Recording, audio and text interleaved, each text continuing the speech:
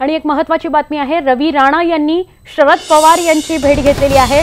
पुन्हा राजकीय घडामोड, अत्यंत महत्त्वाची बातमी, रवी राणा यांनी शरद पवारांची भेट घेतलेली आहे।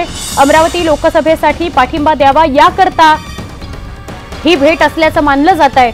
नवनीत कौर राणा यांच्यासाठी जागा मिळावी याकरता प्रयत्न केले जात आहेत आणि युवा स्वाभिमानी पक्ष ते प्रयत्न करतो आहे, त्यामुळे त्यासाठी पाठिंबा मिळावा म्हणून त्यांनी शरद पवार यांची भेट घेतलेली आहे। आमचे प्रतिनिधी प्रफुल्ल साळुंखे यांच्याकडून अधिक माहिती घेऊया।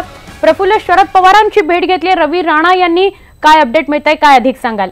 नक्कीच सुवर्णा, आताच रवी राणा यांनी आपली पत्नी नवनीत कौर यांच्याबरोबर शरद पवार यांची भेट घेतली, कारण अमरावतीची जागा ही जी आहे आघाडीत राष्ट्रवादी काँग्रेसच्या वाट्याला आहे।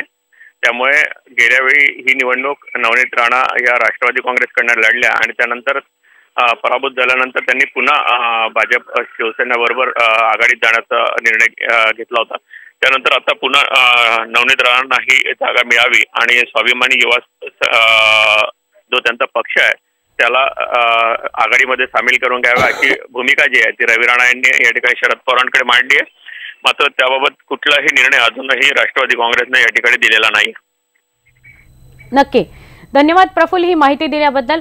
अजून सुद्धा शरद पवारांकडून किंवा राष्ट्रवादी काँग्रेसकडून या अमरावतीच्या जागेसंदर्भातला निर्णय आलेला नाही, मात्र रवी राणा यांनी शरद पवारांची भेट घेतलेली आहे आपल्याला बघायला मिळतंय।